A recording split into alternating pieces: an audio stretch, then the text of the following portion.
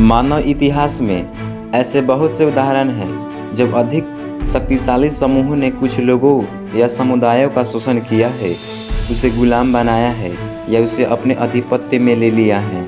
लेकिन इतिहास हमें ऐसे वर्चस्व के खिलाफ शानदार संघर्षों के प्रेरणादायी उदाहरण भी देता है। यह स्वतंत्रता क्या है जिसके लिए लोग अपना जीवन देने तक के लिए तैयार रहे हैं।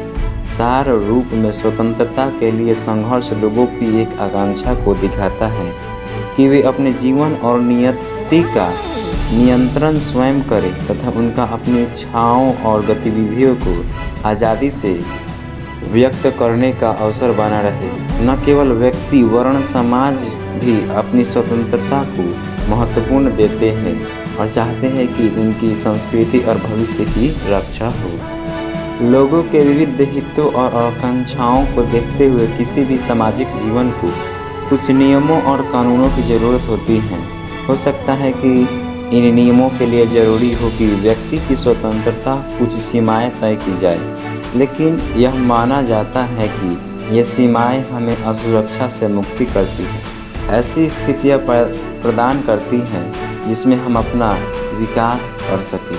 राजनीतिक सिद्धांत में स्वतंत्रता के बारे में अधिक चर्चा ऐसे नियमों को विकसित करने पर केंद्रित रही है जो सामाजिक रूप से आवश्यक सीमाओं और बाकी प्रतिबंधों के बीच अंतर स्पष्ट करती है। स्वतंत्रता क्या है? इस कथन का एक सीधा सपाट उत्तर यह है कि व्यक्ति पर बाहरी प्रतिबंधों का अभाव ही स्वतंत्रता है। इस परिभाषा के हिसाब से यदि किसी व्यक्ति पर बाहरी नियंत्रण या दबाव न हो और वह बिना किसी पर निर्भर हुए निर्णय ले सके तथा स्वायत्त तरीके से व्यवहार कर सके तो वह स्वतंत्र माना जा सकता है। हालांकि प्रतिबंधों का न तो स्वतंत्रता का केवल एक पहलू है। स्वतंत्रता का अर्थ व्यक्ति की आत्म अभिव्यक्ति की योग्यता का विस्तार करना और उसके अंदर की संभावनाओं को विकसित करना भी। इस अर्थ में स्वतंत्रता वह स्थिति है जिसमें लोग अपने रचनात्मक और क्षमताओं का विकास कर सकें। बाहरी प्रतिबंधों का अपना अभाव और ऐसी स्थितियों का होना जिसमें लोग अपनी प्रतिभा का विकास कर सकें।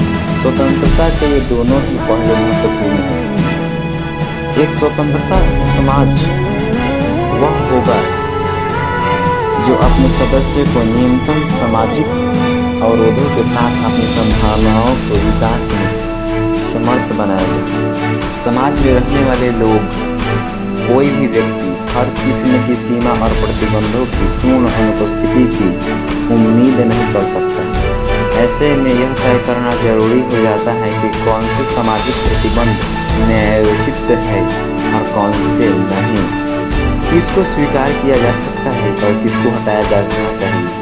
व्यक्ति और समाज के बीच बने रहे केंद्रीय संबंधों को समझकर ही यह जाना जा सकता है कि कौन से सामाजिक प्रतिबंध जरूरी है। यहाँ समाज का अर्थ समूह, समुदाय अथवा राज्य भी हो सकता है जिसके भीतर व्यक्ति मौजूद होता है। मतलब यह है कि हमें व्यक्ति और समाज के बीच के रिश्तों की पड़ताल की ज़रूरत है। यह देखना भी जरूरी होगा कि समाज का कौन सा लक्षण व्यक्ति के चयन, निर्णय या काम करने की स्वतंत्रता देता है और कौन सा नहीं। हमें यह तय करने की ज़रूरत है कि कौन सा लक्षण वांछनीय है और कौन सा नहीं, किस लक्षण को दूर किया जाना चाहिए और किसको नहीं।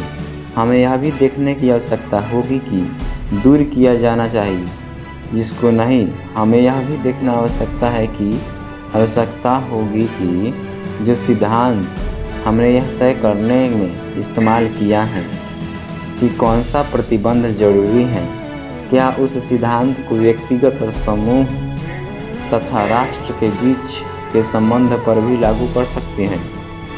अभी तक हमने स्वतंत्रता को प्रतिबंध के रूप में भी परिभाषित किया है।